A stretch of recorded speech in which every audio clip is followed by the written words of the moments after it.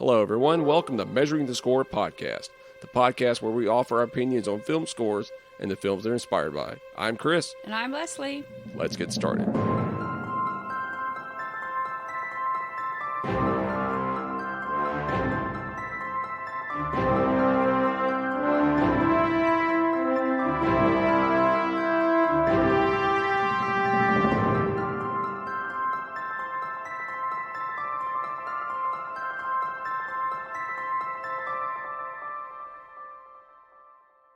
Hey everyone, welcome to Measuring the Score, our bonus episode of Measuring the Score. It's a little different since it's October, it's Halloween time, and the spooky season's here. How do you feel about it, Leslie?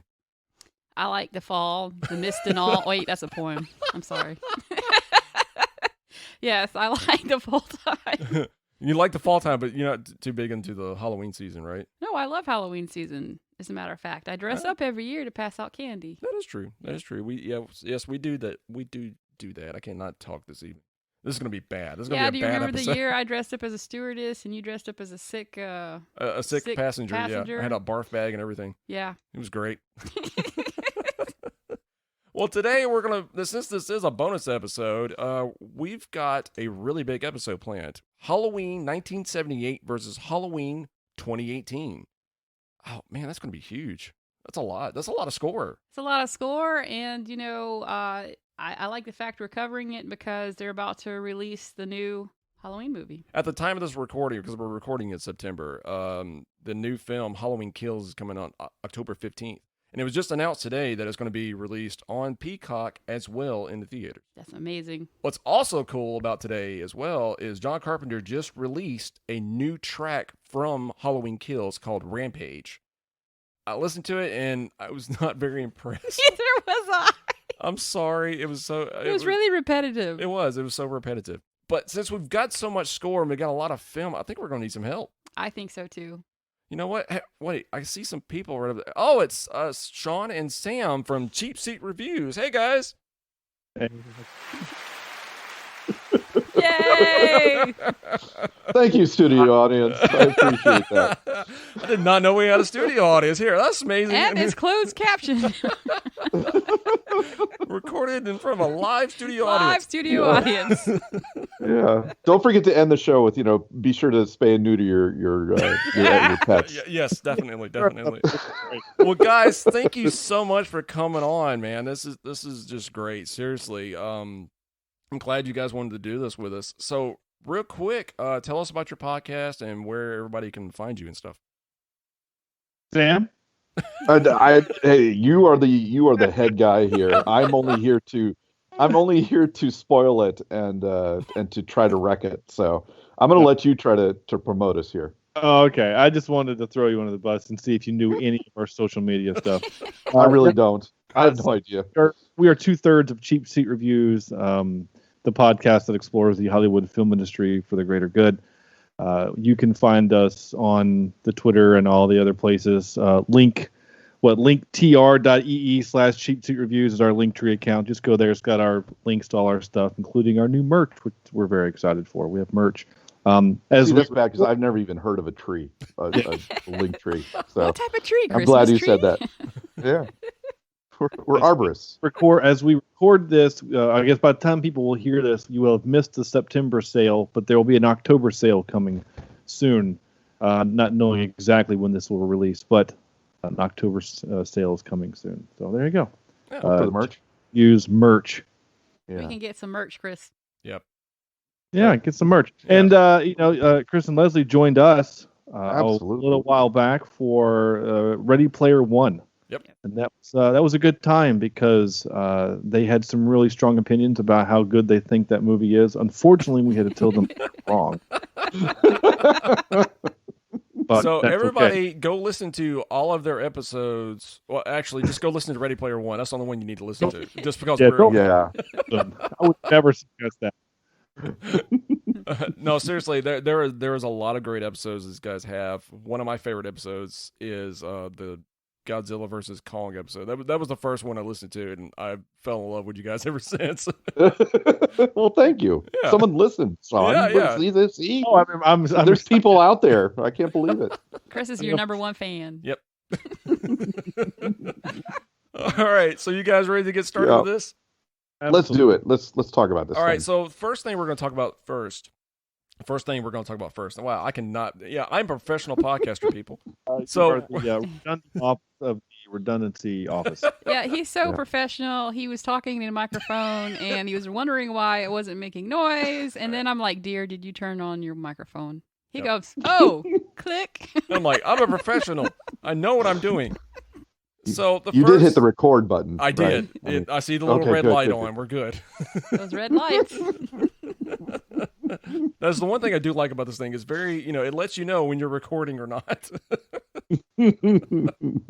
So we're going to talk about the score to Halloween 1978 first. Now, I was introduced to this film, man, I want to say it's 94, 95. I bought the blockbuster release version of this movie on VHS. What's the difference? I don't think right? I don't think there was much of a difference. But I remember it just came in a blue and yellow box or something. No, right? no. This was red. Oh, it was red and black. Wow. But the one thing that I'm sure that everybody, first time ever seeing Halloween, is the score. That's the first thing they notice. Mm-hmm. I mean, to me, definitely. I don't know about you guys. I actually I was talking to one of my colleagues today, and I was telling him about the podcast and what we were talking about tonight. And literally, the first thing out of his mouth was humming the theme, right? So yeah, it's incredibly iconic. Definitely. It's go ahead, Sean. I was just gonna say my 8-year-old knows it. Wow. Good Lord. Yeah. How does he know it? Well, because again, we in our house we like Halloween, but we do fun Halloween. We watch, kids scary movies like the Monster House and Nightmare Before Christmas and things like that. And so, but my wife every year makes a Halloween playlist, and this is one of the tracks that's on it. So he knows the Halloween theme. Okay, so it's not like you saw the movie. Gosh, no. Maybe the TBS made-for-TV version. Yeah. So, the amazing thing about that is that when Carpenter started writing the score, he went into it thinking that the movie was not going to be that great. He was under the impression that it was going to be a straight B-rated film. And so when he started to write the music, he had very low expectations about the release of the film. Well, also when he released, he showed the film to some executives. I think it was at Fox, and also the executive producer of the film. He showed it to them, and they were like, "This movie's not scary." He even got laughed at. He was like, "This is not scary. There's nothing scary about this movie," but there was no music to it. And it wasn't until when he added the score that's when the film became so scary to everyone. Because the music really did drive it home that, hey, this guy means business. He's going to kill you no matter what just because he can. So, well, and I mean, even the music itself is it's repetitive in the original, and it comes in exactly when you're supposed to start getting scared. So it's kind of like Pavlov's dogs, right? Where you hear the music and you expect something scary or something crazy to happen in the next few minutes. Right. And to me, it's very reminiscent of how Williams did Jaws. So Jaws, the premise of Jaws, he used only a few notes, and those few notes invoked fear. You didn't quite see the shark in the movie, but when you started hearing that cue, you knew that something was going to, go on. And Carpenter was very similar in that fashion. He only used a few notes, which Chris can play on the No, I'm kidding. He only used a few notes in the score, but those few notes, when it starts up, then okay, Michael might be present.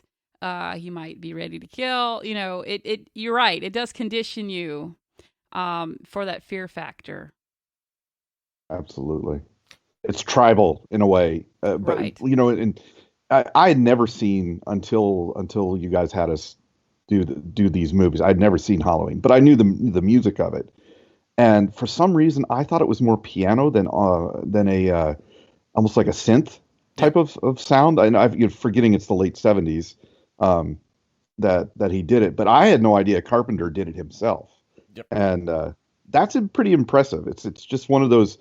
It's almost like a passion project, right? So he's doing the movie, he's directing, he's writing the music for it, and to me, that's always impressive when a multi-talented guy can do stuff like that. It really is. It is really, really impressive. And that was the one of the things he talked about. It was just him doing the score all by himself. And with the limitations he had, the score came out fantastic. It really did. But like you said, it does repeat itself a lot.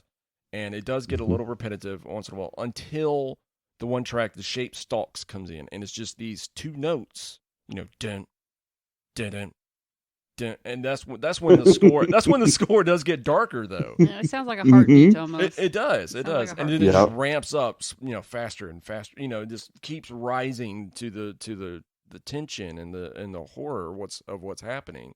And when it came to that, I knew that track was coming because the Halloween theme and the shape stalks is one of the first things I ever learned how to play. So, and that was actually my first job. It was a Halloween fan film. I've talked about this several times. They were going to use the score to the original Halloween until they heard my stuff, and they were like, "Hey, let's go with this guy." I'm not sure if that was a good thing or a bad thing. But yeah. So was it original, or was it like were you covering it, or how did that work? I just covered it. I just learned. I just learned the notes myself and just played it out and just went from there. It wasn't until later I discovered the wonders of MIDI and just found a MIDI file and just tracked it that way. It's like copy paste. Yep, pretty much. But for music.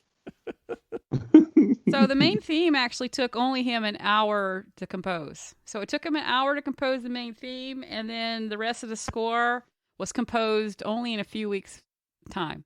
It didn't take long at all, less than a month. Wow. So you wonder if he knew it. Like when you play something and it's good, sometimes you're like, yeah, this is really good. I wonder if he had that moment of realization that this is going to fit this movie and this whole. I mean, it wasn't even a what do you call it when there's a bunch of movies in one storyline or one world. Like a franchise. A franchise, yeah. He had no idea at the time, but it's just. Jaws and Williams's music fits that so well. You just wonder, the moment that they realize, hey, this is it. This is what we need to do. And the other thing that he utilized that was very unique about the score was a 5/4 beat. So, for all my music friends out there, 4/4 score is common time, 4 beats in a measure. Well, he used 5 beats in a measure, and he learned that, from my understanding, from his father. And so when he started to work on the theme for the music, he started out on bongos, and then he transferred it to the keyboard. Bongos? I didn't know about the bongos. I knew he did the 5/4 time as a tribute to his dad, but I didn't know about the bongos. Yeah, I have it in my notes, which was transferred from a bongo. Oh my gosh! Well, wow. Hey, whatever. Right? Yeah. Oh. To each their own. What other famous piece of music is 5/4? I don't know. Not off the top of my Like head. movie music? We didn't do that research. We didn't do that research. Mission Impossible. It's 5/4. Wow, is it? Oh yeah, it is. I cool. played that before in school. It is 5/4. Wow. Yeah. Well, do you think that the 5/4 time, since it's not a regular beat, gives it an extra kind of otherworldliness that lends itself to the I think it's supposed to killer make thriller? people comfortable Yeah. because it's off. Yeah. Yeah. It doesn't have normal rhythm. It's supposed to make you a little off. I agree. Like anything in cut time, for example, that makes you want to get up, run, march, do whatever. A lot of marches are done in cut time, which is 2/4 time. But then this one here, it's 5/4. So it is uncomfortable because it doesn't follow that beat. And then when he starts adding those notes that sound like a primal heartbeat or, that, Dun, yeah. just Chris's slow. beautiful singing Yes. voice. But when you start adding that stuff, it makes you uncomfortable. Season 2, everybody, Yeah. we will have music clips, okay? No more humming. So I'm going to be the guy that poo-poos here for a little bit because Oh, I saw Halloween 1 and 2 in college back to back. I watched them completely back to back. Like the end credits rolled on 1, put in the disc for 2. Right. And 2 really picks up seconds after 1 ends. I mean, when I watched them, I thought that they were made as one movie. Yeah. Like a lot of, like Lord of the Rings or whatever. I thought it was one movie. And they feel like one movie. It feels like it should just be one movie. And so in the moment in college, I was really into it. This time, watching it for this viewing, I'm not going to lie, I was a little bored. Yeah. Yeah. And because it feels like the second half of the movie needs to be a part of this movie, and that they need to get rid of 45 minutes of Jamie Lee Curtis being a teenager. I'm going to get booed at this, and probably your listeners are going to well, we're not listening to Cheapseat Reviews because that's insane. Well, yeah. We've compared it to Jaws a couple times, which I know it's a little unfair to compare John Carpenter, the composer, to John Williams, the composer, because those are two different, in my opinion, stratospheres, let alone. Yes, definitely. But Yeah. I understand the comparison that what Jaws is trying to do versus what this is trying to do. They're trying to build the tension with a little, which I think is great. I always like the idea of less is more, especially when it comes to horror. The one thing that I would have liked specifically is if you're going to have the theme, let's have a couple little bit of different variations on the theme. Yeah, I totally agree. Definitely. Yeah. Because it's every time near the camera, not on camera, near the camera, we hear the piano cue. Yeah. Mm-hmm. So it's Yep. we know he's going to do something bad because the music is telling us. Yeah, just get kind of put it in a motif of some smooth jazz to when they start making out or something. And, get a good saxophone soloist on there doing it. But while the couch scene, It reminded me so much of the Beverly Hills Cop episode that we did. Because they, Faltermeyer used that theme over and over and over again. There were no variations. When you saw him running, you heard the theme. When you saw him doing some goofy antics, you heard the theme. Making breakfast and you're playing that theme. You're not wrong. Yeah. And this was very reminiscent of that. I agree with you, Shawn. I think, though, cinema has come a long way since this was filmed back in, the late 70s. I think at the time, it would have scared the pants off my parents. I know that for certain because, they were Jaws, for example. Mom said that when Jaws came out, they didn't go in the water. She was afraid to go in the water. Phantasm, that scared them. Now you watch Phantasm, and you're like, oh, that's so funny. Ha ha. It looks kind of corny. But, in that context, I think it was more scarier than it is now, in my opinion. So yeah, I mean, are we desensitized? Is that the big question? Are we? I think that's what it is. And plus, nowadays you're into the film's already been remade, and then they make a sequel to the original and everything else, and it's just we've seen it over and over and over again. So the first time I saw it, I thought it was very scary. I loved it and everything. Now I'm right there with Shawn, and I am a huge fan of this franchise. I love the Halloween films, including Halloween 3, which is nothing to do with Michael Myers. They were trying to go off in a completely different directions. They were trying to say, all right, so we're going to have new stories, but it's going to take place in the Halloween season, not Michael Myers. And all the fans got mad about that. So, but I even enjoyed it. I mean, because it was, even though it had nothing to do with Michael Myers, it was still a fun movie. It just shouldn't have been called Halloween 3. That being said, with this original film, I too also got bored with it. There were a lot of moments where it's just like, come on, guys, let's just get this over with. It's like, would you hurry up and kill him already? And the same with the score. And I'm a huge fan of the score. And it was just like, it was the same thing over and over and over until you got to the Shape Stalks theme. When it got to that, that's when it was like, it changed up a little bit. Well, and the movie also pumped up in terms of what was going on screen. in terms of people getting killed and things happening. There was no longer Jamie Lee Curtis talking on the phone to her little friend. You shouldn't have done that. You shouldn't have done that.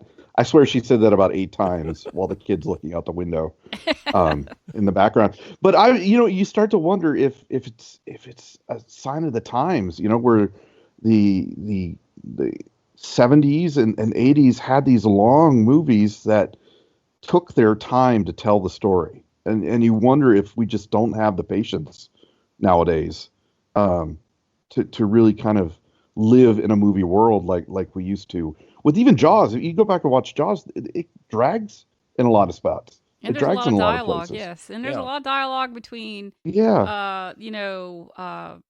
Jaws and this movie. It's just a lot of dialogue in the older movies. And I even noticed that there were parts of the movie you didn't hear the score at all. There was absence of score. There was absence of sound. Mm-hmm. You could hear the dialogue. Very reminiscent of an older movie. I mean, older, maybe 50s, 40s, those old school movies. And it reminded me of that. But then, of course, they would bring in that theme that everybody knows. And I think it, as I said, reminds me of Beverly Hills Cop. I think that we recognize that motif is because they played it over and over again. So, by the end of the movie, you have it memorized. It's drilled in there. It's drilled in there. I'm actually curious. I want to hop back just a moment. When you've referenced this a couple times now, Chris, the shape stalks. Yes. The phrase "the shape." I know I'm cheating a little bit because that word is never used in this movie. No. But they use that name in the next Halloween movie that we're going to talk about tonight. Yes. And I think that's interesting that they put the name of that they gave that title in this movie, and then they mentioned in the next movie, which I didn't know was an homage to itself, but now that I do, I actually kind of like it more. Right. Well, Carpenter, they always called him the Shape because that's what he is. It's the shape is what's iconic of Michael. They don't, when you're talking about Michael Myers, you think of that shape. So that's why they always call him the Shape. And when I found that out, I was like, well, that's okay. That kind of makes sense. Kind I of guess. Shadowy figure, Yeah. I suppose. Yeah. I always like that, and I started researching because of the Shape Stalks track cue, and I was like, okay, this is very interesting. So but Shape Stalks cue, I mean, this movie literally only has 3 musical cues. I mean, it's just 3. It's the Michael theme, and then you have the Shape Stalks theme, and then there's the other one that's just like tension building theme. Well, and you have a Laurie's theme. Now, Laurie does have a theme, and Laurie's theme is a merging of the two. So she's got her own theme, and it's kind of merged with Michael Myers' theme because it's supposed to be reminiscent of their entwined fates. So if you listen to Laurie's theme, it kind of puts you in mind of that iconic theme, but it's different in itself. Can I don't want to step on the toes of the script here, because I know we're talking mostly about the score, not the movie. But can you answer the question why he targets her? Because I don't know why. Well, see, that was the thing. All right, so when we'll get to that in just a minute. All right? Yeah. Well, I'm with you there too, because I'm still confused as to why she, especially after watching the newer movie. Right. I have no idea what's going on. So yeah. All right. So we talked about the score, and we pretty much talked about the film. I mean, it pretty much it's it opens with Michael's sister being killed, which very revealing, and then it fast forwards to Michael's been in an institution for this entire time and everything else, and then he goes on a rampage. I want to say this real quick. That opening scene, I love that opening scene. I think it's one of the scariest opening scenes to a film I've ever seen for 2 reasons. One, because we get that first person shot camera, and I know through the eye holes. It's through the eye holes, and I forgive them for the fact that the camera operator is 6 feet tall and the kid's 4 feet. I noticed that this time, but I'm like, whatever, it's fine. They obviously couldn't find Warwick Davis to come and operate a camera. But I love the scene, and I like how they show the stabbing part where they don't really show it, and then like he kind of looks it away, and then the camera looks back, and she's all dead and naked on the floor. And when he goes outside, and then the parents take the mask off, he's just like, he has no emotion about what he did. Like his face is completely stoic, and it's like, that's the scary part, is that he has no emotion. Anyway, sorry, keep going. By the way, I had no idea because this is the first time I ever seen this movie. Yeah. And when they showed him as a kid, I was like, wait, what in the world is this? Yeah. So that was a genuine surprise and a shock for me going into this movie, because I had no idea that's how this whole thing started. So very cool. So since this is your first time ever watching it, Sam, what did you think of the character Dr. Loomis? That now this is his doctor. We get introduced to him, riding up in the car with the nurse. And then he's giving all this dialogue, saying he just, when I met him, it was a blank, pale, emotionless face. What did you think of that character? Well, the funny thing is, my first degree is in psychology, and I'm obviously did not go on to be a counselor or, a psychiatrist or, I didn't go that far, but I thought that character was, I hate to say, a bit cartoony. Only because those types of people don't really exist in terms of what you're supposed to be doing as somebody trying to keep the general public safe from serial killers and crazy people. So, it didn't take me out of the movie, but at the same time, I rolled my eyes at a few things that he did and said. Yep. Or didn't say and didn't do. Right. So, and the whole sneaking around the house, right? Oh yeah. It's like, dude, you're gonna get shot by somebody. It's some sort of peeping Tom. Or he's gonna shoot somebody because remember he's got a gun. Oh yeah. He a gun. Right. Which psychologist has a gun? Oh my gosh! At least, well, I don't know if we're talking about the newer movie yet, but at least they start locking down the neighborhood in the new movie.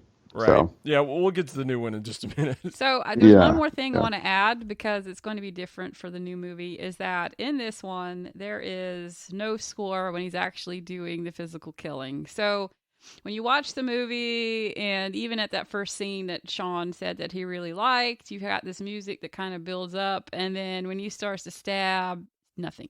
There's no music, nothing. Isn't that great, though? Yeah.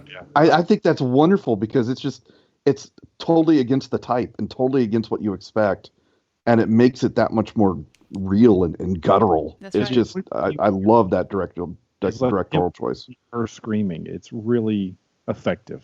Right. Yes. It was so creepy. It was so creepy. I loved it. Yep. Of course he does. Yep, I do too. I totally agree. Well, and that was another thing. Now, the Carpenter would add in, the sting for like a couple of things. Like, for crying out loud, he killed a dog in one scene. And that blew me away. I was like, oh no, he killed the dog. No, not the dog, man. Come on now. The first time I ever saw that, I was like, no. And it was, the way it was done, it was like you didn't see it up close and personal, but that's what he did, because the dog's just kind of go limp and everything else. I was like, dude, this dude's messed up. Yeah. Like I said, by the way, dog ever. I'm just saying. Like, really? I'm not saying the dog deserves to die. I'm just saying he was bad at his job. Yeah, but I'm still so very confused as to what exactly Michael Myers is in terms of he's obviously a mental patient, but does he have some sort of demonic presence in him or something? Now, see that's I'm gonna get to that in just a minute. Okay. You gotta bear with me about that one. Because like I said, I'm a big fan of this franchise, so I know the entire timeline. So, and the branching timelines too.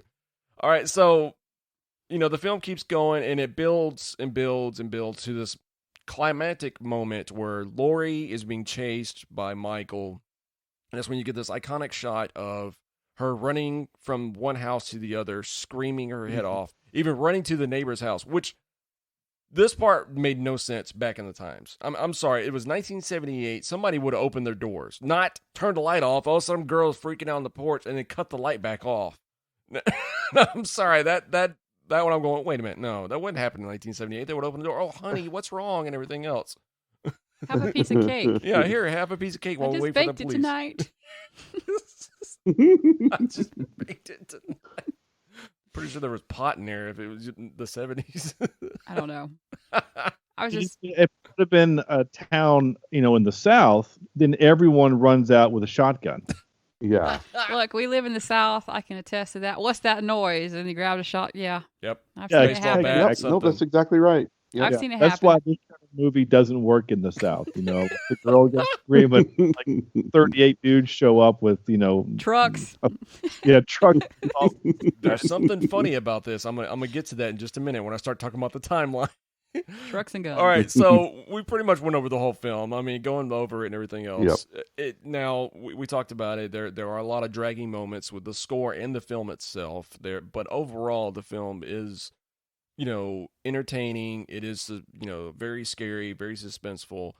Now, here on Measuring the Score, what we always do, we have 3 criterias. We have, does it work for the film? Since you guys are our guests, how about you guys go first? Go ahead, Sam. I think so. I think you can't have Halloween without the music, and you can't do the music without the movie, and the movie without the music. I think it's one of those perfect storms that just fit perfect together. Yeah, I agree. We've referenced the Axel Foley theme from Beverly Hills Cop. It is a singular theme, but it's in the top 10 of singular themes that everyone knows. There's Star Wars, there's Jurassic Park, and there's Halloween. Right. Like I couldn't tell you the theme from Friday the 13th or Nightmare. I think it's just breathing, and then which one's that? Yeah, exactly. I don't know any of that music. If it was playing right now, I wouldn't know it. But if this music starts playing, like everyone knows it. Like I said, I joke. My 8-year-old knows this music, not for the movie, but he knows what it is. So, it 100% fits the movie.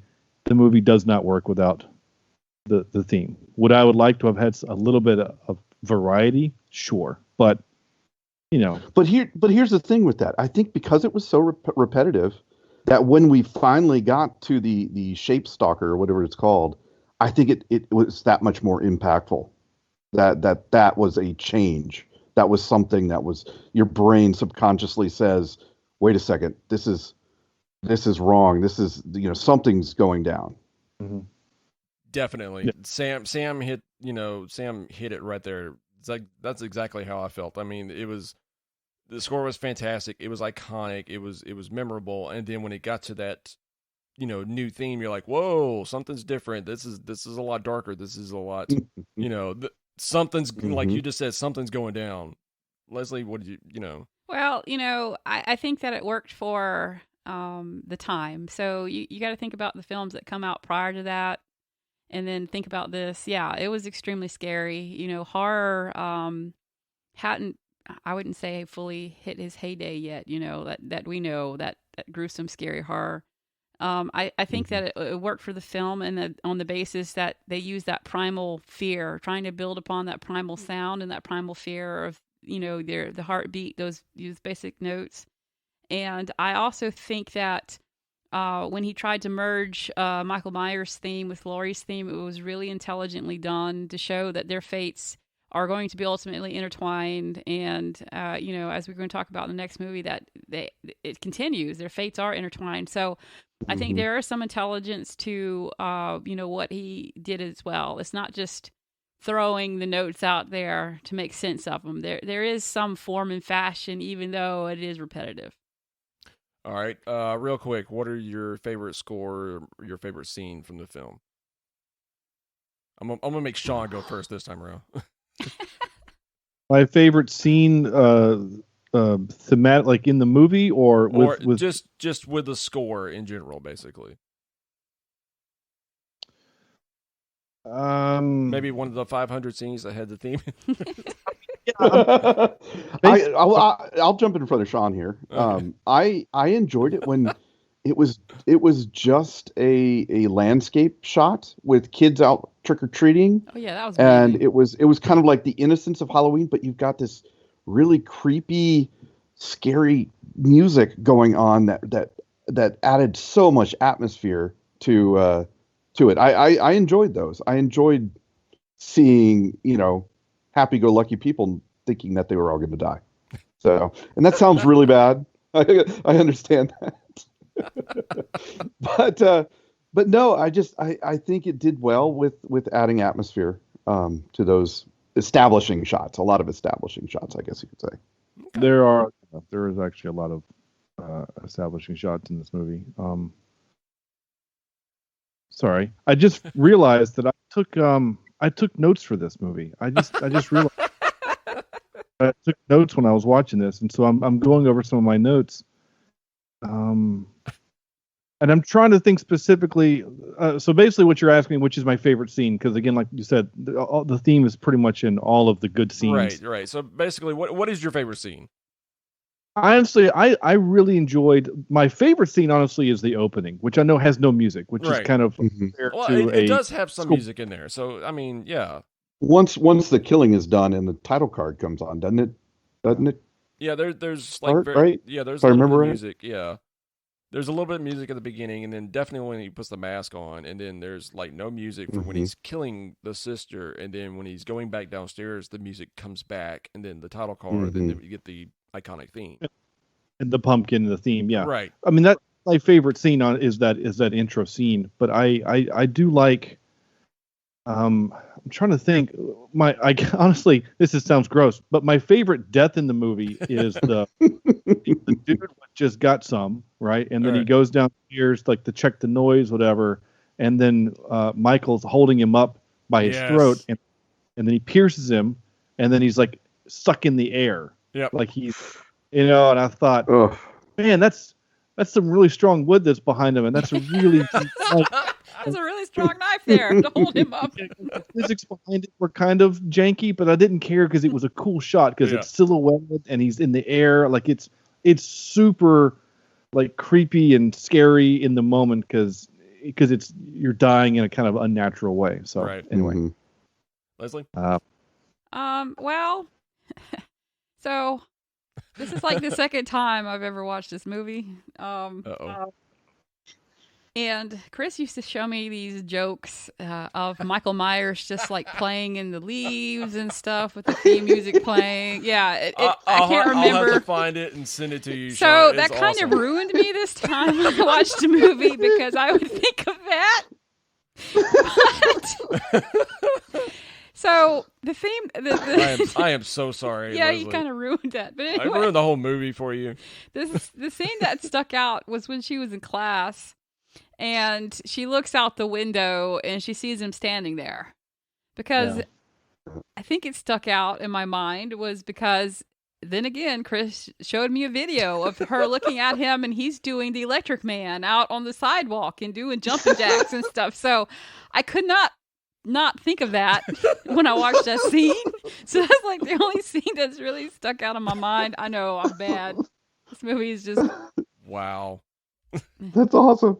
Like I said, I will have to find those and send them to you because they were amazing. I think the reason why I do like that scene is that you can see the innocence. She was a teenager, she was innocent. She's daydreaming in class.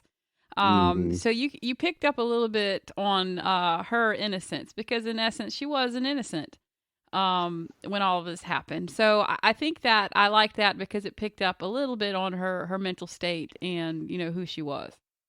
Besides Chris ruining it for me.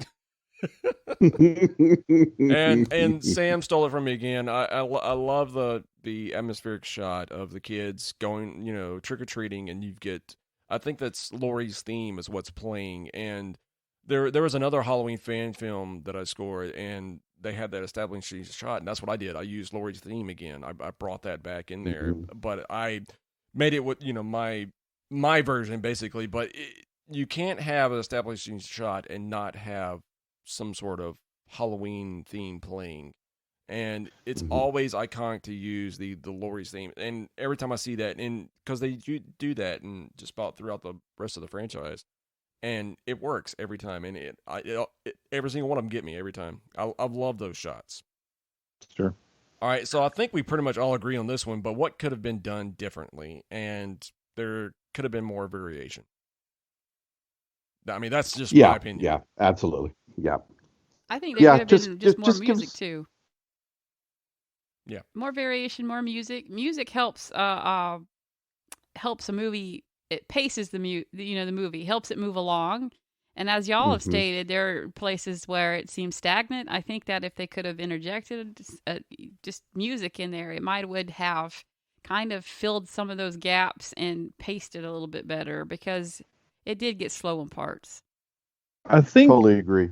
There is an element that, this is a super low budget film, and you have to think that if this movie had, I don't know what the budget is. I guess I could look it up pretty quickly. But if it had $300,000, if it had a couple $1 million to budget of $325,000, yeah.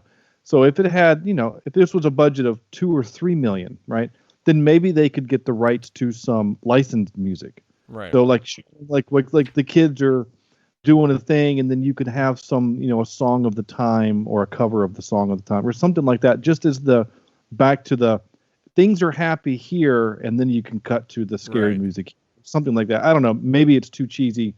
But I do feel like or when we're having kind of the slice of life moment when the teenagers are doing nasty teenagery things, whatever, like whatever. I don't know. Yeah. I'm kind of there with. I like the idea of just a little bit different music or whatever, but keep the stabby theme the same. Right. That's all right. So now we're going to get into the timeline. So Sam, I can kind of answer your question a little bit. All right. So with this franchise, it went on to have Halloween 2, and I mentioned earlier with Halloween 3, it had nothing to do with the Michael Myers timeline. It was a pretty good film, but it should not have been a part of the Halloween franchise. And then there was Halloween 4, 5, 6, and that's one timeline right there. All right, so basically it's his sister, and he is killing off his family members. It started with his sister Judith, and then come to find out Laurie is his long-lost baby sister, and she was adopted by the Strode family. So that's the whole thing. That's why Michael was coming after her in this timeline. All the way from Halloween 1 all the way into Halloween 6. That's what's going on. Halloween 6, 5, they tried to explain it that Michael is like pure evil, and he's a part of this cult called the Thorn Cult. Yeah. It starts. That sounds like it goes out in the when you start explaining it too much, see, that's the problem. Power. So then, with Halloween 6, they really try to explain it. They have the whole cult thing, and it was an entire mess of a film. The score is very, very interesting for that one, though. But John Carpenter left the franchise after Halloween 3. He did Halloween. He did not direct the third one, but he did do the score with Alan Howarth. 4, 5, and 6 were all done by Alan Howarth, which was basically John Carpenter's right-hand man. They worked together in like so many different projects. Escape from New York, The Thing, which even though Ennio Morricone got the sole credit, it was really John Carpenter and Alan Howarth really working on that film. So then you get the Halloween H2o timeline. Now, basically, with that one, they're saying 3, 4, 5, and 6 never happened, and it was Halloween 1 and 2, and then H2o. So H2o is pretty much Halloween 3. So they're leaving the whole she's a sister thing, and that's why Michael's trying to kill her. So then it goes H2o, then it goes Halloween Resurrection. And then, spoilers, Laurie dies in the opening of Halloween Resurrection. And that's the one with Busta Rhymes in there.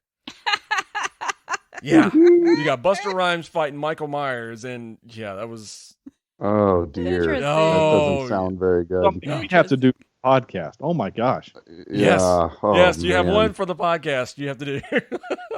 And when you do that, when you have to add me on there, I will definitely show up for that one. Busta Rhymes. Because the movie was terrible. Did he rap? No, but he did say trick or treat. Did he MF-er. bust a rhyme? Oh, Lord. Yes, he did. He did it.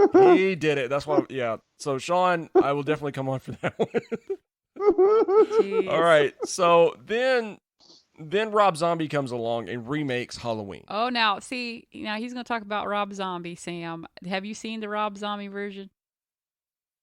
No.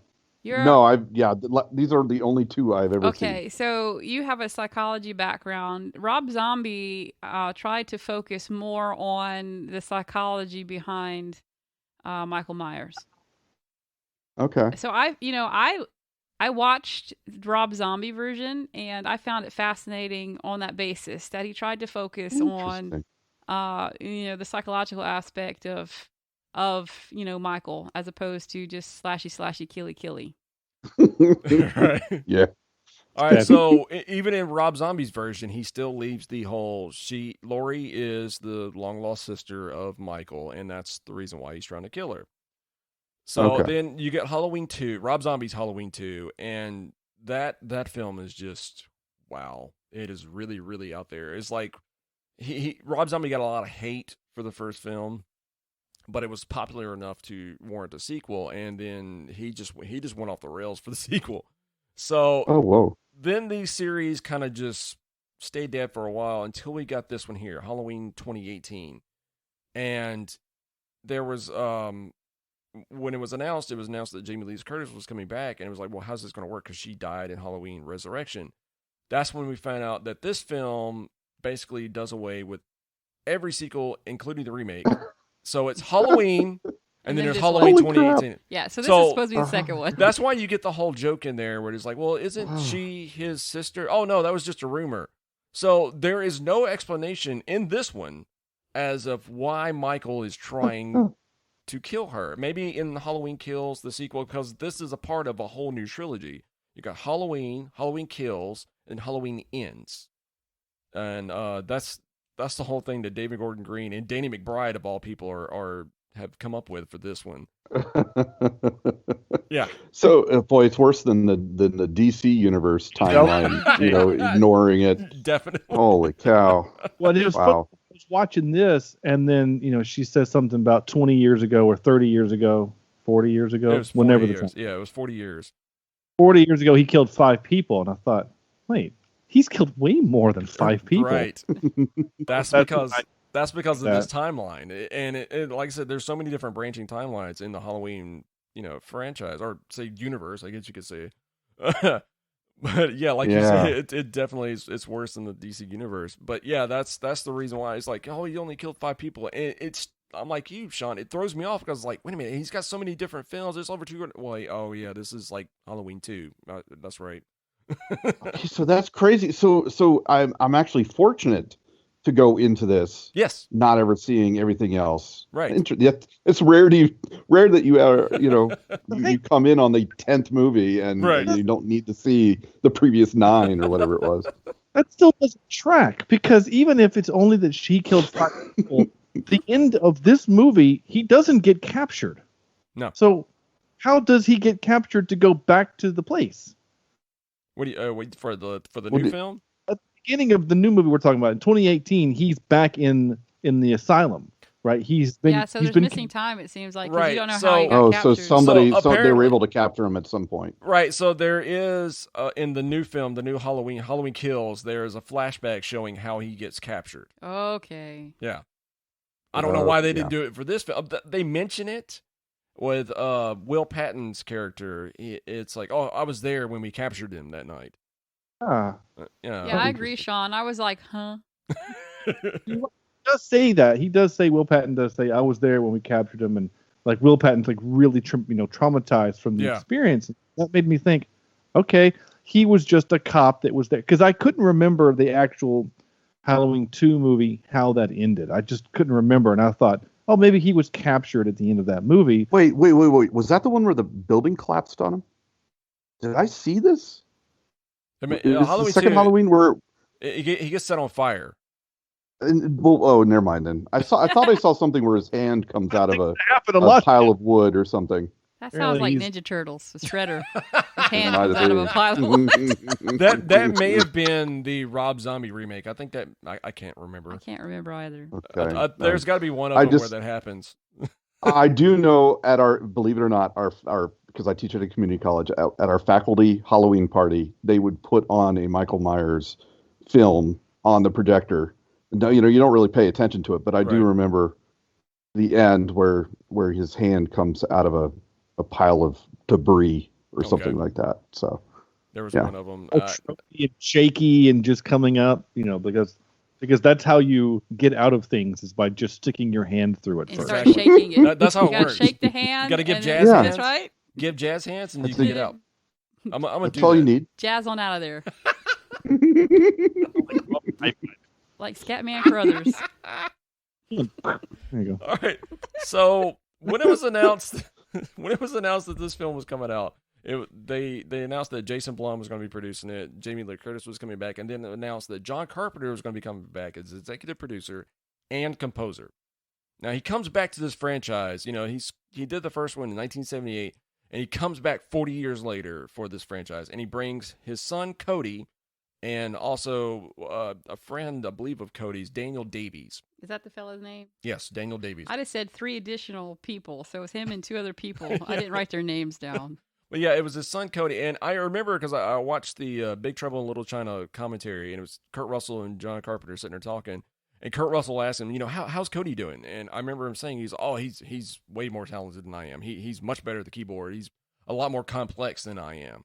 And I still remember that because when this score come out, I listened to it. And I was like, wow. First off, this is a lot bigger and a lot darker than the original Halloween 1978. So, in the 1978 score, you just had John Carpenter working on it. Well, in this one, you have 2 other people working alongside of him. So, in my mind, it made it sound a little bit more cinematic than, or what we consider cinematic than the original score. There was a little bit more depth to it as opposed to the original. I do like that they kept it synthetic. It's, still using synthesizers. I do like that they did that. I thought, what a great way to keep it going. But then you had this added element of electric guitar every so often. They have that in the new revamped version of the Halloween theme. You hear it in there. And then the one track, it's The Shape Hunts Allison, and it's this piano verse going off. All of a sudden, we watch the behind the scenes. It's a guitar with a bow on it. And you get this rising just... Yeah, it was really, really cool. I'm like, love look, Chris, that I got a bow. You have a guitar. We can make that sound. Oh, boy. Now, what were your thoughts to the score when you started watching this one, guys? I'll jump on this one, Sam, since I was offered and then couldn't. I liked this score way more than I liked the original, and that might just be my modern sensibility. I really got into this one. I love classical music, and I love when classical music is melded with electric guitar. Examples I can give are in Mr. Holland's Opus at the end when that electric guitar comes in. I just freaking headbang to this wonderful piece of film, music.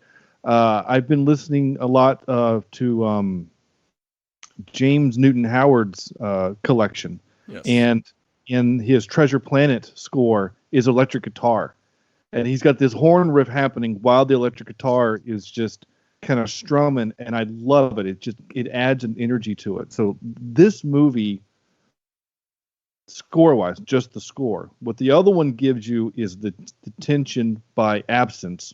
This one gives you tension with energy. It's the nervous energy with the music, and I freaking loved it. I loved it. I thought, I'm right there with you with the whole, having classical music with a guitar going. There's another score I really liked, composer Marco Beltrami, Flight of the Phoenix. There was a lot of moments in there where he had a lot of score going, but he didn't even have a guitar coming in. I was like, yes.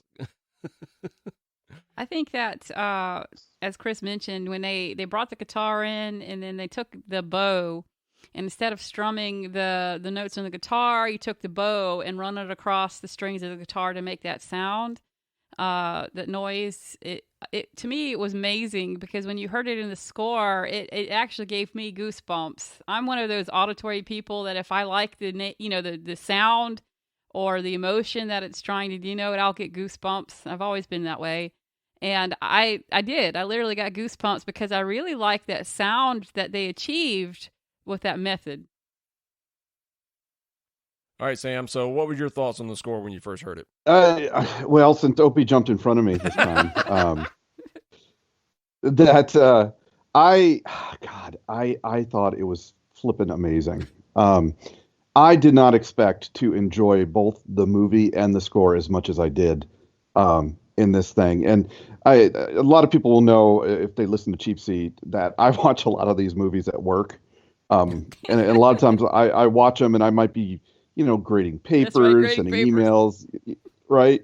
I literally, for about 2 hours today, was just staring at the screen with my earbuds in with the sound all the way up. And I loved what they did with the score, especially maybe because I came from the original and it was so minimalistic. Right. And this one comes in and it speaks more to me as a modern American, I guess now, and my sensibilities of, I don't have an attention span. I want quicker pacing. I want all these different things that it gives you.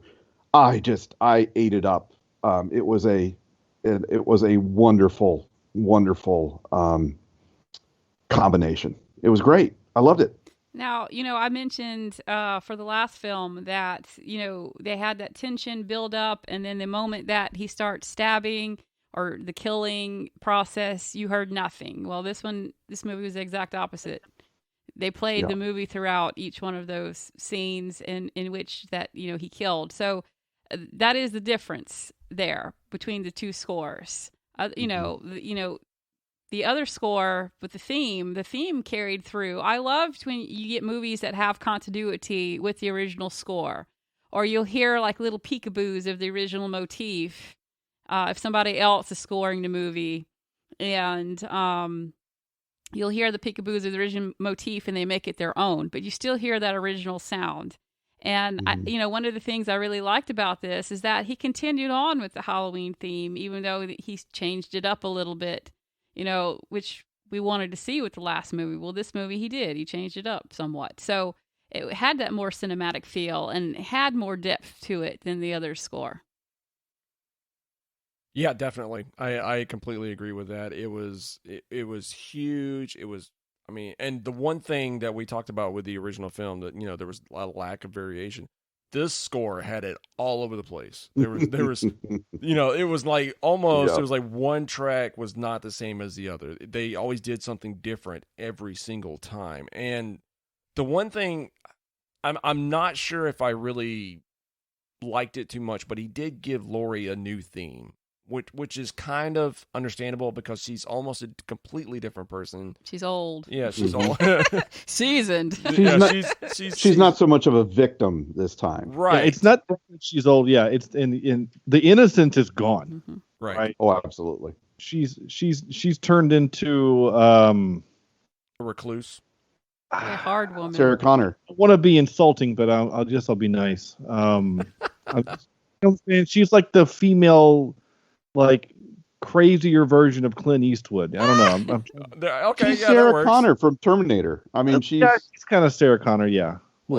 Yeah, she's a little Sarah Connor, but more Sarah Connor with PTSD. You have those people that get hardened by what happened in their life, and you can tell that what happened in the first movie was so traumatic to her. It's hardened her, it's desensitized her, it's made her more guarded. You can see that in her character. I like Jamie Lee Curtis as an actress, and I like the fact that she portrayed that, and you could see it. You could see the emotional strain of what happened, how it affected her. And I think that's amazing. And on her children as well. Us as parents see, boy, the trauma that she expressed on her own children is pretty, it's quite a bit. It is.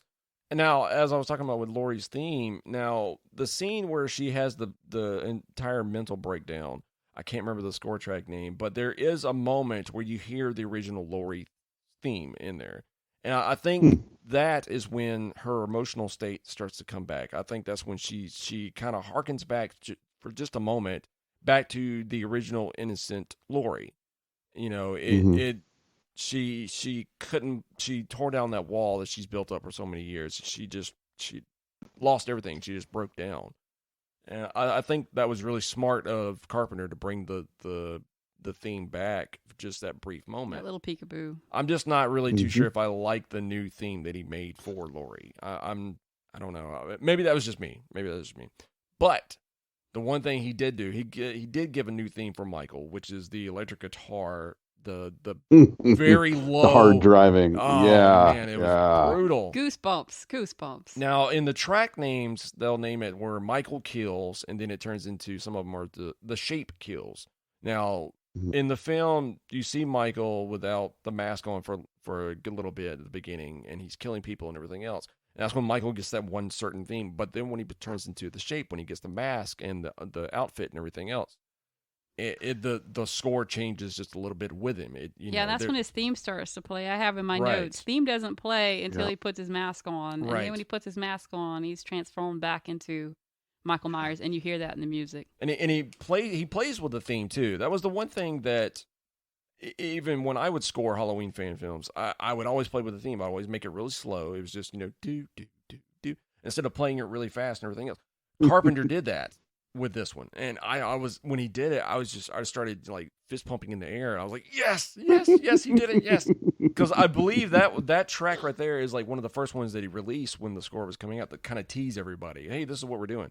And all of a sudden you hear that very slow version of the Halloween theme. I was like, oh, this is going to be amazing. And sure enough, it was an amazing score. And I was very happy when they released the expanded version on Spotify. And that I also listened to that one today as well. Oh. Just before this podcast. I did not.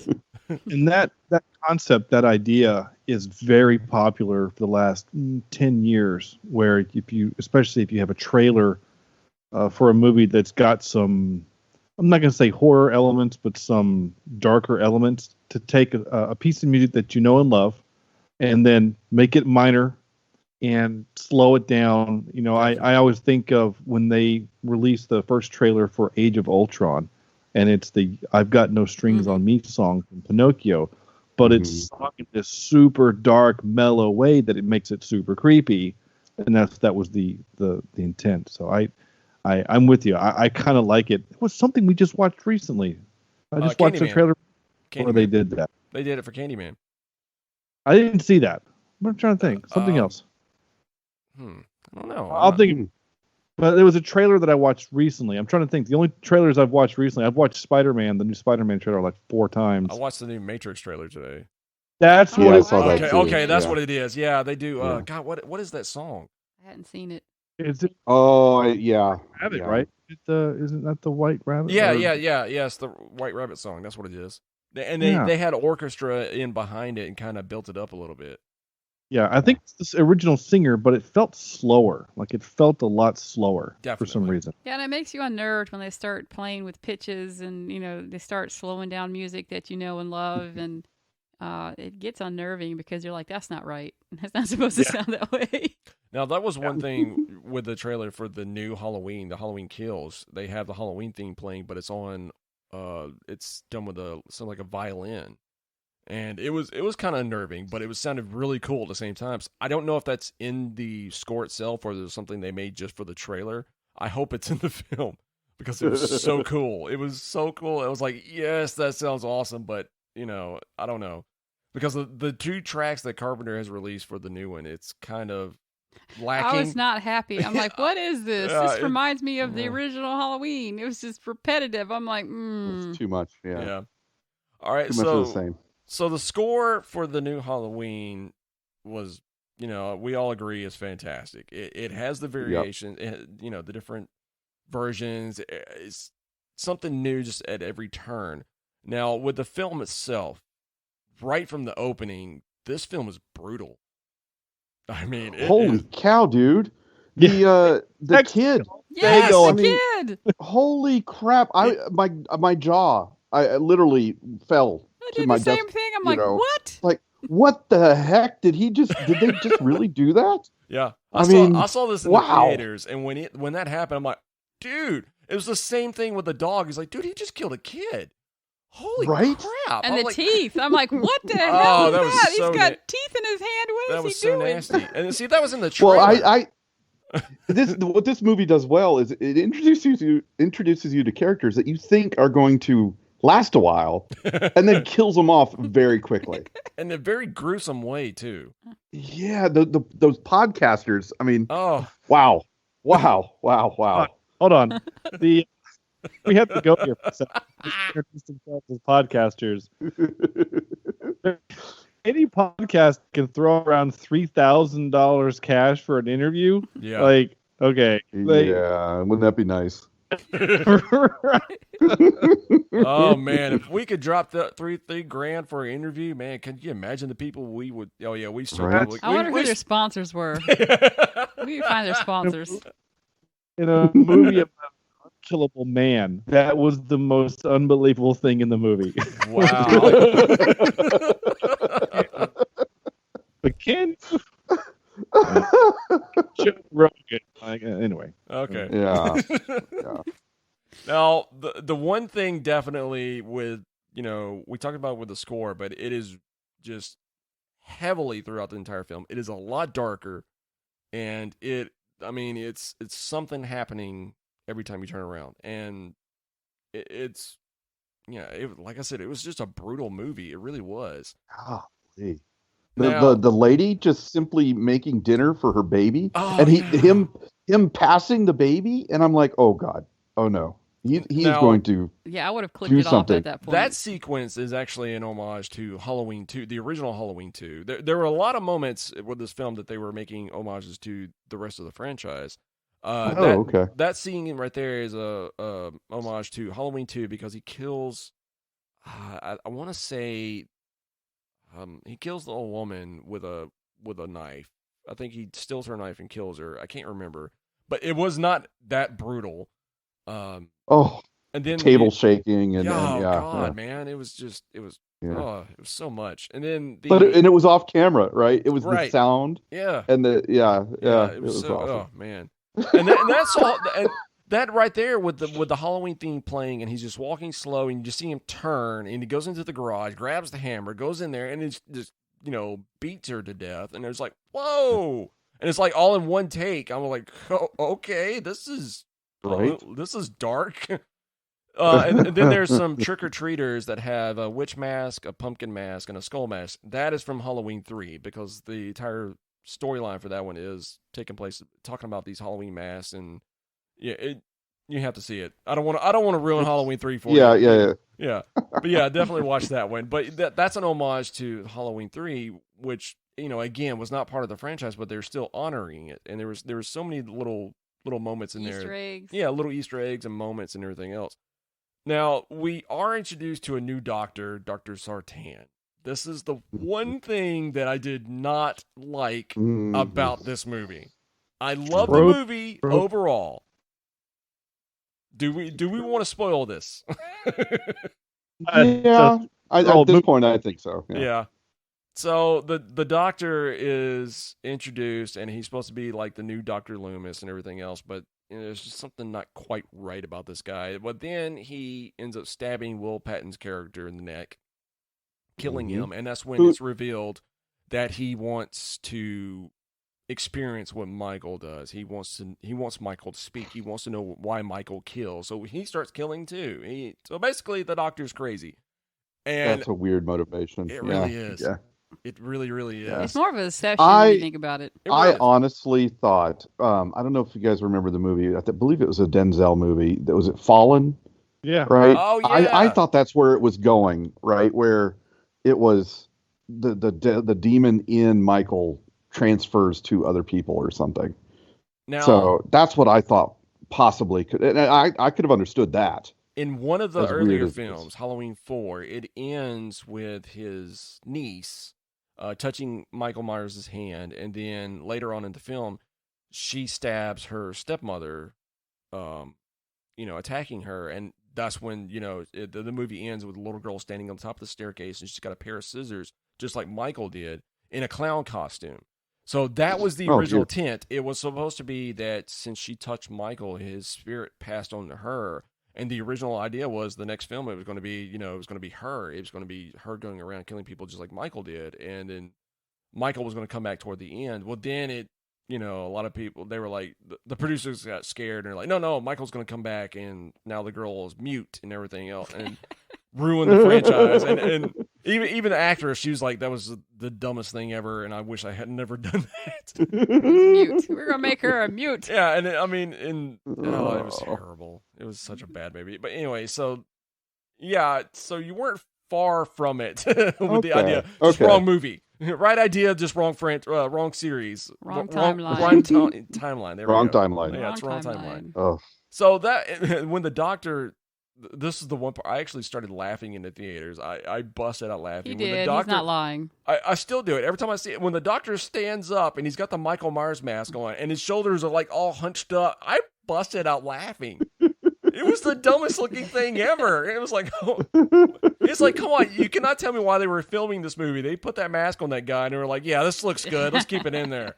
No, I want to say that Danny McBride, because he was one of the writers, was like, yeah, that's funny. Let's put that in there. Blame it on Danny McBride.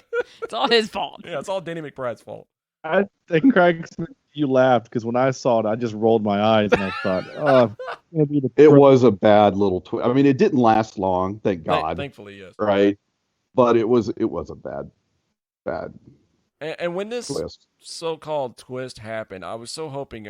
I was like, please don't let it be Michael goes along with this and starts working with this guy. And thankfully, that didn't happen because Michael crushes his head with his boot. He works alone. Like a cantaloupe. Like a cantaloupe. He's a lone killer. Or a pumpkin. A pumpkin. Yeah, there you go. That was pretty close. The one thing I do love was the opening titles with the I was about to I didn't know if we'd talk about it, but the reverse decomposing of the pumpkin was brilliant in this case. Yeah, brilliant. I was oblivious. I'm like, I am not understanding this. And Chris is like, it's the resurrection. I'm like, what? yeah, and that's what it was. The pumpkin was coming back to life because Michael's been inside the insane asylum. And then I'm like, for so long. Okay. And he was just dormant. And then when he started killing people again, he just rose back up just like the pumpkin did. Yeah, so no. I thought it was awesome. I was oblivious. I was like, what is this? And then I think this was the first time they did the pumpkin since the original Halloween 2. Because none of the other films had the opening like that. It was just they would show different Halloween things or whatever. I take that back. Halloween 5 did do something, but it was a lot of jump cuts, and they were like cutting into a pumpkin, and it just didn't really work. Again, that film's terrible. So I think what I liked, after it started, it showed him after he's been recaptured, and you see the scene of all of the prisoners they're all insane, but you see the mental patients in this courtyard, and it almost reminds me of a chessboard for whatever reason. And then because it's like a checkerboard. And he's standing in the middle, tied to this big cement weight thing with this chain, and they have this block around him, and I thought that was visually pleasing to look at for whatever reason. To see just the intermingling of all of these crazy people, and then you have, solitary Michael Myers there in the middle. And they didn't show his face, of course, because he was turned to the camera. So you're still questioning, okay, what did he look like after all these years? Yeah. Well, he did have the dead eye. Yeah. From where Laurie stabbed him with the looked like I guess it was the clothes hanger. Oh God, the worst hiding place ever. It makes no sense. Nope. Well, yeah. So she opened up the door to make him think that she went out the window, but she went into the closet. Oh, that's so bad. She was too noisy with her whimpers of fear. Whimpers of fear. That would not have happened in the South, not at all. So interesting. No, there would already been about 10 guns in that closet to choose from. All right, so she would have died because she couldn't make a decision. She's like, oh man, which one? This one? Do I go with the automatic but I really like the feel of the shotgun. Do I go punch shot? You're talking about the guns again.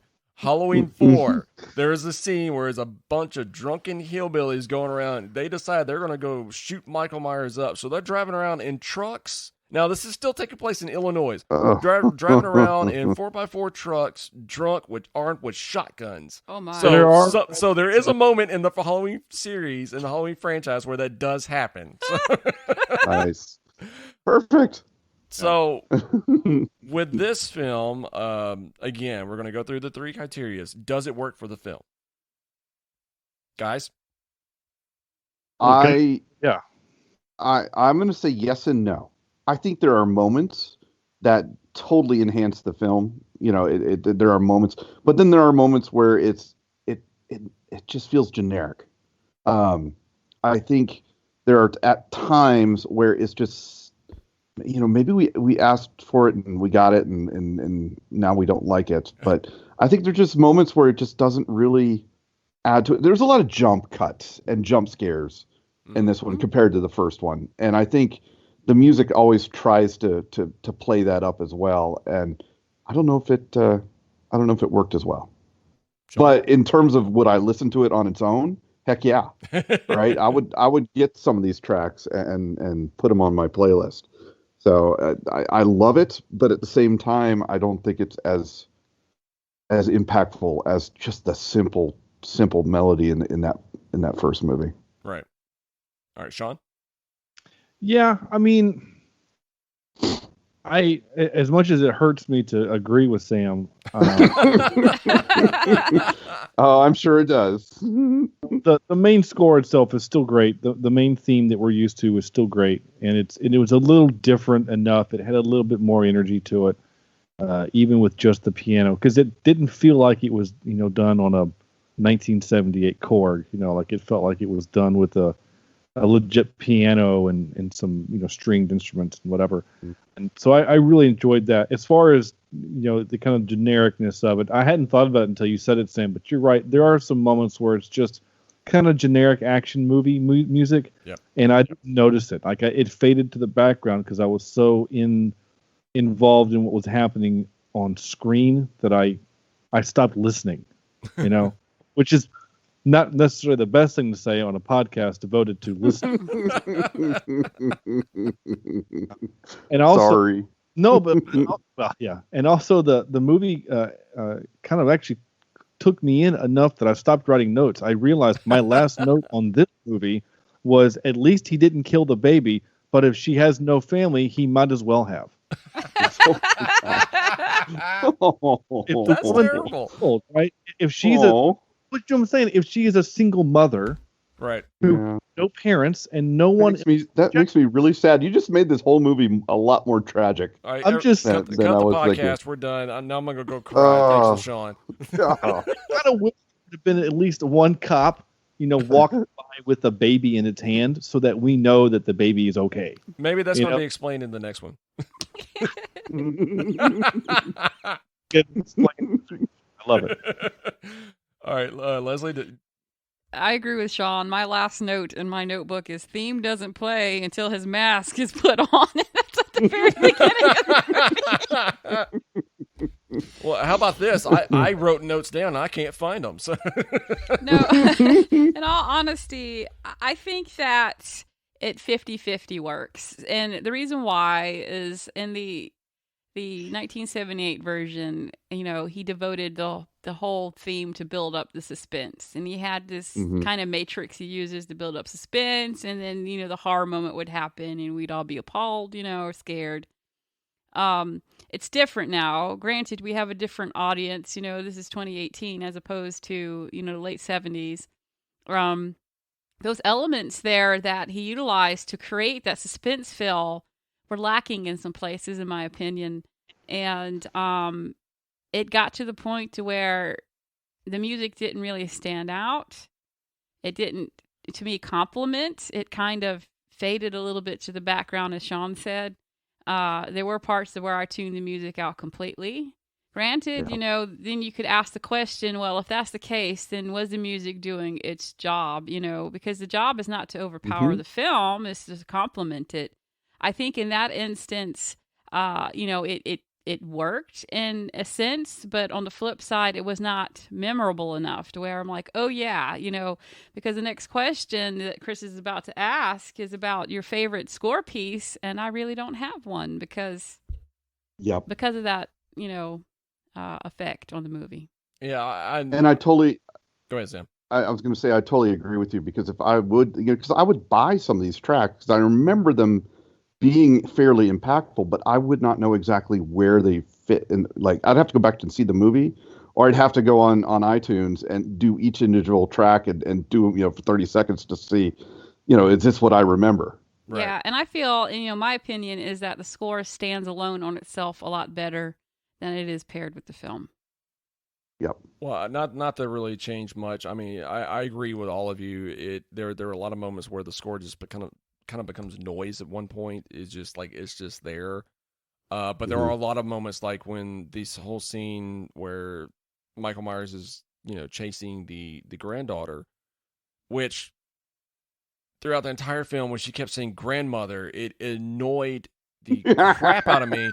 But then there was a track, it was called To Grandmother's House. That's when it picked up. That's when it like dawned on me why she called her grandmother. To Grandmother's House we go. And it's the big bad wolf. Big bad wolf. And I was like, that's when it clicked. I'm like, that's why she always said grandmother, not grandma or mama or meemaw or anything. It's mama. Always mama. It's it's grandmother. It looked like in the South. Well, actually, fun fact: the entire come on, Meemaw, where are you? The entire film. Where is you, Meemaw? Mimi, where's my Mimi? Mimi. Hey, not a Meemaw. The entire film was filmed in South Carolina. Where at in South Carolina? What's the real Charleston. South Carolina? Was it Yep. filmed in Charleston? It Because was that's where filmed in I'm Charleston. Oh from. my gosh! I'm from Charleston. Yes, we know. We talked about this on the Ready Player One episode, located on Cheapseat Reviews. All right, so what was your favorite score or favorite scene with the film? Sam, you go first. I'm going to look and see if Lord. I know any crew. Yeah. I could tell you what shocked me, right? Obviously the kid in the truck, and then there were so many like people that I was like, man, I can't believe he just killed like the kid who tried to steal a kiss.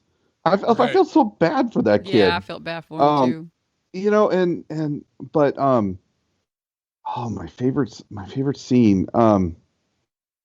I think unfortunately it has to be the killing of the woman, where it was just a one long take, and just showed it was just, he's so calm and he's so relentless. He just walks right in, takes the hammer, the hammer. Yeah. And just goes right to her, and then the walking by the baby, my heart stopped, and I thought, oh Lord, they're going to go there, but thank God that he just kept walking. Because I was like, well, he's already killed one kid, and it wouldn't put it past him to do it again. And then he just like, okay, no, I'm not going to do that. And then he starts going after these other people, and then they get in a car and leave, and he's like, okay, well, I'll just veer off and go over to this person over here for just no reason. It's like, dude, it's so messed up. Shawn, you still looking for crew member, or are you ready to go? In fairness, though, to him killing a kid, the kid was armed with a 30-06, so it's not like he was some innocent bystander. He just shot somebody as well. Yeah, he shot Dr. Sartan. Doctor.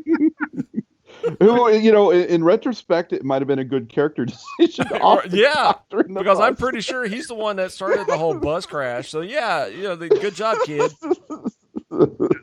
It's funny. I'm trying to think if I took the note. No, the only thing I did write was, why can't bus transfers ever go smoothly in these kinds of I did think it was kind of funny when the kid shoots the guy. There was a moment where I thought, is this supposed to be like a PSA for gun control kind of a thing? No.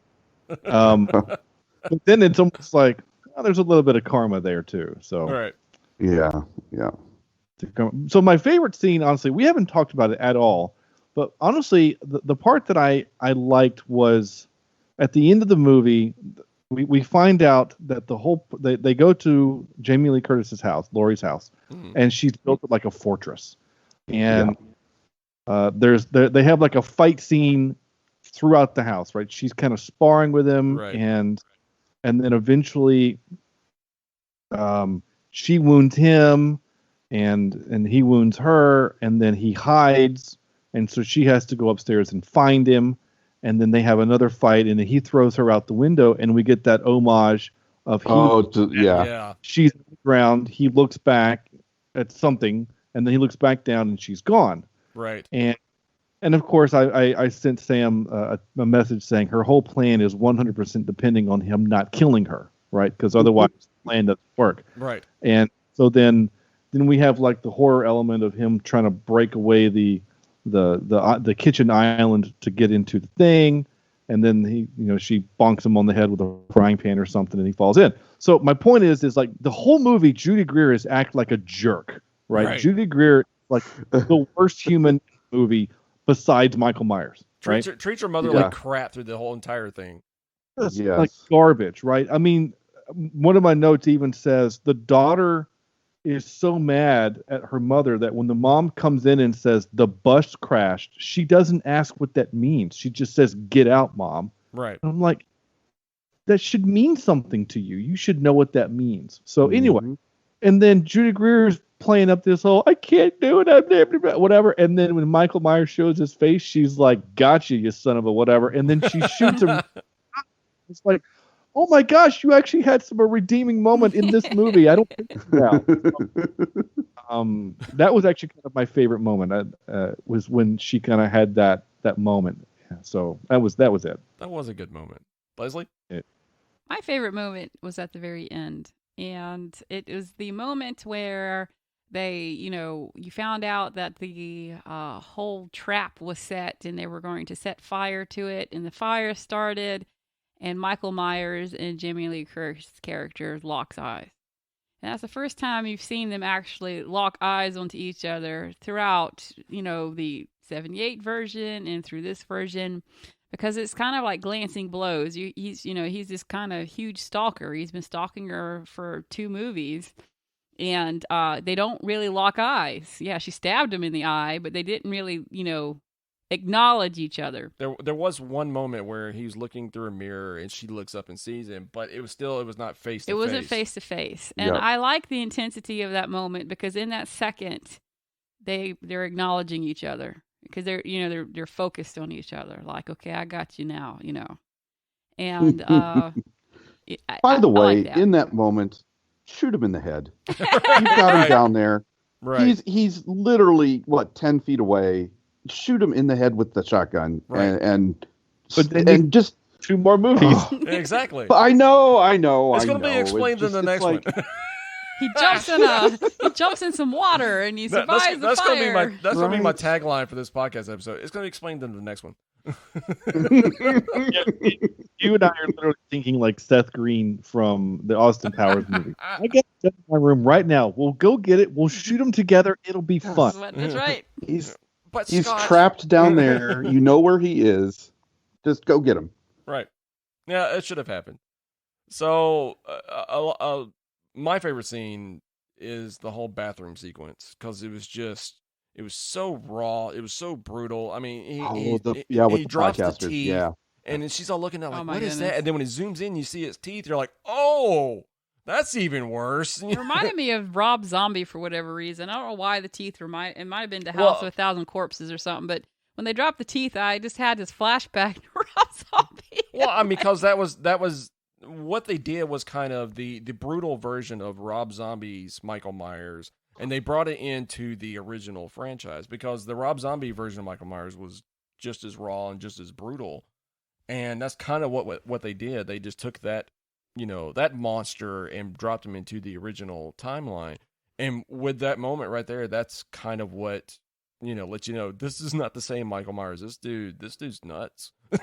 Yeah. Just dropping teeth. I mean, this guy's been in insane asylum. Yeah, you could tell he just dropped some teeth on the floor just to kind of warn somebody. And just the sound they make, that to me that would be the sound that I would kind of identify what teeth might sound like. And then the music ramps up and you get the electric guitar theme, and I was like, okay, that was kind of cool. That was my favorite moment with the score. Now, what could have been done differently? Basically, I think we can all agree. Maybe less of a The variety. doctor. Yeah, the doctor. yes, Make definitely. him less crazy. Yeah, they should have just.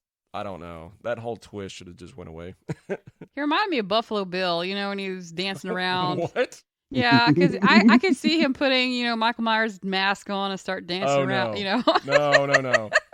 That's going to be stuck in my head. Fast, or something weird, yeah. No. All right, what could have been done differently for the score? Oh, okay.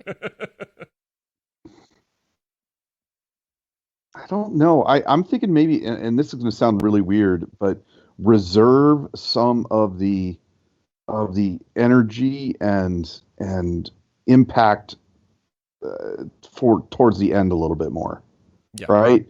Save it for the house scene and just really pump it up in the house. Or it just felt like it was so consistent, and it was good. And I think I've mentioned that before. It's a great track. There's a bunch of great tracks. But I think because it's so intense the entire movie that it doesn't help add to the end game. Definitely agree with you, Shawn. Yeah, I don't really. Yeah, I don't. The only other thing I could think of would be, because here's the other thing which is I know we spent the first half of this podcast saying the Michael Myers theme was too much. I don't remember it being throughout the movie, and maybe I would have liked it a little bit more. I mean, to have it a little bit more times.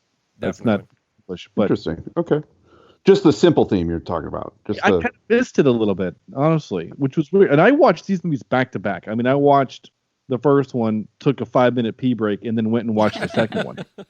I didn't make sure you locked your stall. Well, I couldn't.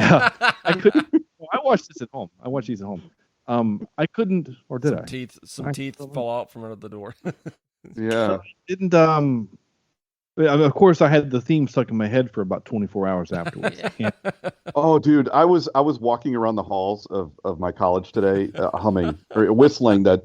Yeah. The theme throughout the halls. So. Yeah, I could just tap because it's that when that bass drum kind of kicks in, it's that we call it 4 on the floor because it's just 4 beats on the kick drum. I guess it'd be 5 on the floor because it's 5/4. But that's just that dump. I like that part. But yeah, I could have actually done a little bit more of the original theme during some of his stalkery murder scenes. So. Okay. And by the way, you guys said you felt bad for the boy. I don't really feel all that bad for the. But he's a kid, dude. He's a kid. He's a dancer. All he wants to do is dance. Yeah, that's right. Like, girl just broke up with his best friend, and he's a little drunk. And I'm not saying he deserved to die. I'm just saying he. Oh, that boy. You're talking about the older boy. I thought you meant about the kid in the truck. The kid. No. You're talking about the kid in the devil outfit. The devil outfit. Yeah, the dude that was trying to hit on the Okay. The boyfriend sucked too, by the way. Yeah, definitely. Why didn't he die? He's a douchebag. It's explained in the next one. Oh. Here's the thing. In the trailer for the new one, the boyfriend's back in there. So and he's got like a shotgun going after Michael. So Sam, there's your shotgun. There we go. Yeah. Well, yeah, and the girlfriend should still, or granddaughter, or how you want to reference her, she should still beat the crap out of him because cell phones are expensive in 2018, and he threw it in like a punch bowl or something. It was nacho cheese. Yep. You don't throw. You don't put a phone in nacho cheese. What? No. Rice can't even cure that. All of the chips in the world is not going to cure that. That was annoying so much. Oh my god. This little silicone package. Wow. Sam, if you know what I'm saying, like you and I, we have daughters. If one of them came home one day and was like, "Well, I broke up my boyfriend, but he threw my phone in the cheese," like, then we're gonna go get $1,000 from your boyfriend because those phones are expensive. Yeah. Or I'm gonna get a 5-gallon bucket of cheese and dump it on him or on his car, in his car or something. I mean, in the summertime. Yeah. In the summertime, where it just bakes on his car. All right, Leslie. Wait till he goes on vacation and then go do it. Wait till he goes on vacation. Uh-huh. Wow. Take a bunch of bologna and put it on the side of No. his car. Let it heat Yeah, up. when Look like you polka have dots. when you have daughters, you dream up very fun, how to off ex-boyfriends. Yeah. In the what's it called, the windshield wiper reservoir. Oh, nice. That would be awesome. That would be awesome. All right, sorry, Chris, derailed your. No, you're fine. You're fine. sorry. Yeah, no, that's completely fine. I loved it. Now that's all I got in my head now. Put that into the reservoir. Yeah, that'd be great. You turned the windshield wipers on. What is this smearing across my windshield? Just bring some tortillas with you, or as soon as you hit the windshield wiper, all you hear. It's like, oh. What is that? My fluid must have gone bad.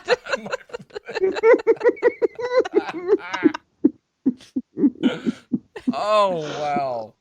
Perfect. I've got a headache from laughing. If you guys did like silly nicknames for your episodes like we do, you definitely cheese in the reservoir, I think would have. That's gonna be in the show notes. Nacho cheese. Nacho cheese reservoir. So Leslie, what do you think could have been done differently? I think that they could have added a little bit more suspense in some of the spots. Yeah, the music was great. It was over the top, but that old school suspense was not there. You didn't feel it. You didn't feel the tension in some places that I felt like you could have. So that's what I would have done differently. Let's try to. I think you're spot on too. By the way, because it traded shock value for the thriller or for the suspense. Definitely. Yeah, and not to change anything again, I completely agree with Shawn and Leslie and Sam.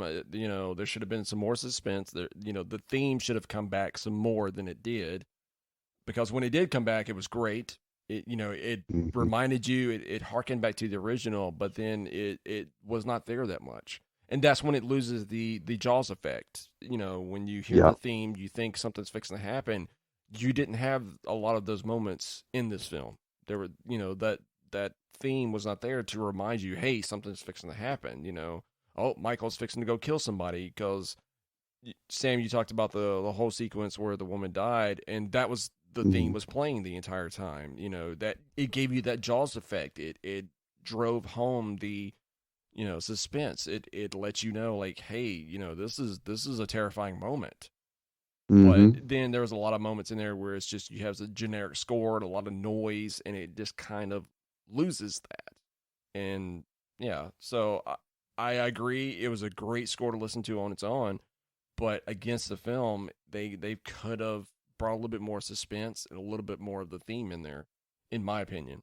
Yep. And a little bit of fairness too, and I agree with what you're saying, but I think in order to add suspense in the score, we need to change the movie a little bit, because Michael Myers, 1978, he's not just a killing machine. He's methodical, he's creepy, he's stalkery, he's a showman, right? Because it's not just the fact that he has to show Jamie Lee Curtis that he killed her friends. He has to get his his sister's tombstone and then set it up in this, like, what I'm saying, like he Banksy's the thing, right? Like, yeah.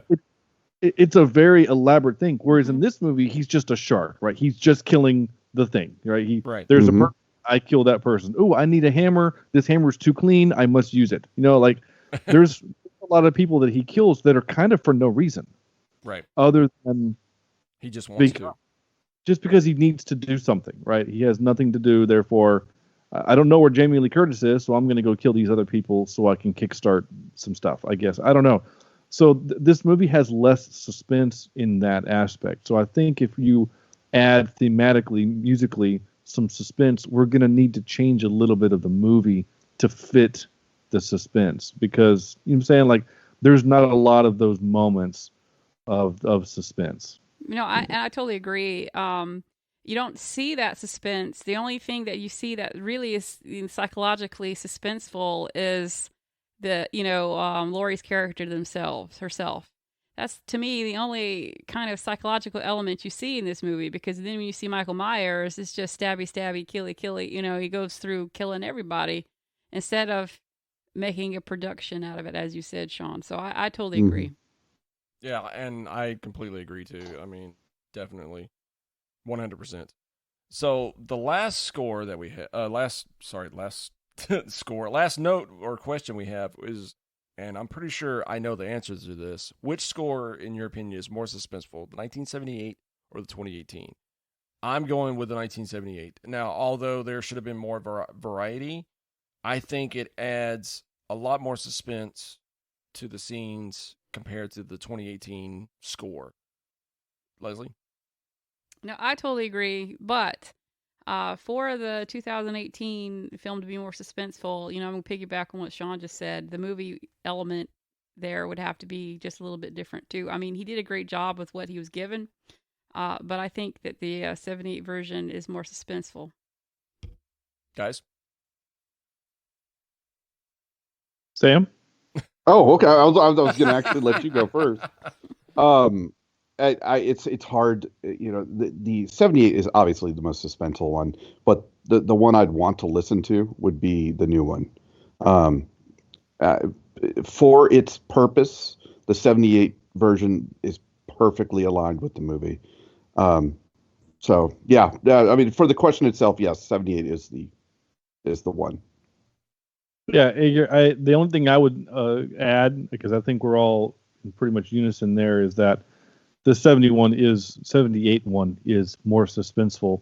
I think the 18 one is done musically is a little bit better. You didn't ask this question, but I'm going to offer it anyway. I like the 2018 movie better than the 78 movie, and I know it's blasphemous, but I say things like that all the time on the podcast, so I don't really. And I'm going to completely agree with you. Even though I really like the 78 version, I think I like the 2018 version a little bit more. Simply because I think it's faster paced and everything else. There is a friend of mine who's also a big Halloween fan and also made his own Halloween fan films, who is going to be completely mad at me when he listens to this episode. But I don't care. This is my opinion. We've said this on our very first episode, that this is just our opinions. If you don't like it, then sorry. Yeah. So guys, thank you so much for coming on to the show. It's been a total blast having you on. And thank you for, I know you guys are not big horror fans, but enduring these two horror films and talking the score with us. Thank you so much for having us. And you might have converted me. I don't know. I really enjoyed this the newer one. And if more are like this, I love The Conjuring. Last time I saw it, maybe I'm slowly turning more into a horror fan. Okay. I don't know. But thanks for having us. This has been a blast. Yeah. And definitely, Sam, I'll definitely say that we can add, like Halloween 2 onto our list of things to do. Because I mean this sincerely. I think the second Halloween movie it's just the continuation of the first one. It just feels like because it's like the same night. Anyway, it is.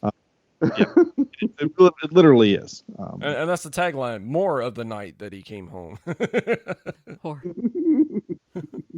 Well, thank you for having us. I have to say this: I am contractually obligated to say this, that this movie have a Star Trek connection. Lord! It's the most widely known secret in Hollywood that the Mike Myers mask is in fact a William Shatner mask. Yes. Everyone knows that, but it's the closest thing I could find to a Star Trek connection. But I didn't know this, and this is amazing, guys. I was blown away. I don't know if you saw me about an hour ago, like just raise my hand in disbelief. So I'm looking at the cast and The Shape, the guy, The Shape. Where is he? James Jude Courtney is Nick Castle. Yeah, Nick Castle. Yeah. That was the original Michael Myers. The original Michael Myers, who was The Shape. He is also a director of such movies as The Last Starfighter. He directed The Last Starfighter, guys. Holy cow! Yep. Michael Myers directed The Last Starfighter. One of my favorite movies of all time. This is amazing. I'm so excited. Obviously, you can tell. He also directed Dennis the Menace. Yeah, and Oh dear. Major Pain. Yeah. Like, let me take your mind off that pain. Give me your finger. I'm not letting you point out, are you, boy? I love it. He's great. He also wrote the screenplay for August Rush, which is a great film. Wow, I did not know that one. Very talented. And he wrote Escape from L.A. Oh, sorry, Escape from New York, the good one. Yeah. We don't mention Escape from LA. That movie didn't happen. Oh Lord. Yeah. I saw it first, and we've done it on the podcast. I saw it first. Yeah, it's not good. I thought that I liked it better. No. They're both kind of bad, but they're fun in their own ways. And the last thing I will mention, the director of this film is also directing a new Exorcist movie, which is going to be a direct sequel to the original Exorcist. Yep. So, and he's also directing a new version of The Thing, which I believe John Carpenter is supposed to be producing as well. it's not announced on IMDb, but I believe you. He's directing a new Hellraiser series. Yep. Then an Exorcist, and then the two other Halloween Kills, Halloween Ends. He also did an episode of something called The Sex Lives of College Girls, so good for him. Oh dear. Okay then. So again, guys, thank you so much for coming on to the show. We really, really enjoyed having you on here. And also, listeners, if you're listening and you want to listen to Cheapseat Reviews, please, by all means, do so. And Shawn, where can our listeners find you? We're on all the major podcatchers except Spotify. We have various reasons why we're not on Spotify. Cheapseat.libsyn.com, LIBSYN. That's our website. There you can go listen to all 360 other episodes that we've done, including Ready Player One. And by the way, it is cheap seat as one word. That Yes. is something. Yeah, you got to make sure you do. Yeah. And also, like they talked about before, they've got tons of merchandise and you can find them on Twitter, Facebook, Instagram. I mean, that's where I talk to Shawn a lot, is on Twitter. You can find us on Facebook, Twitter, and Instagram as well. Also, you can find us on pretty much every platform as well. And also, starting now, I have another podcast as well called Real Gamers. I started with two other friends of mine. It is available now. It's on Spotify. It's through Anchor and everything else. It's a fun podcast, completely different than Measuring the Score. So, guys, if you're listening to this, go check this out. It's called Real Gamers, and it's REEL, as in film real. There's a reason for that. We cover movies and then the games that are based off of movies, or the other way around. So, well, cool. Yeah, it's really fun. I liked it. So I guess that's pretty much it. Guys, have you got anything else you want to add before we wrap this all up? No, I have nothing more to say other than this, and go watch Michael Myers kill some more people. That'll work. So for Measuring the Score, I'm Chris. And I'm Leslie. Have a good one. Hey everyone, before we completely close this episode out, real quick, October 29th, we'll be joining Cheapseat Reviews over on their channel for Halloween Kills. That's right, a lot of the questions we have for Halloween 2018, we might get some answers for Halloween Kills. So, guys, seriously, go check this out. It's going to be a lot of fun because I can't wait to hear the score for Halloween Kills. I am actually excited for this film, so it's going to be great. Remember, October 29th over on Cheapseat Reviews. So, since this is the Halloween month, stay scared, be frightened, and have a good one.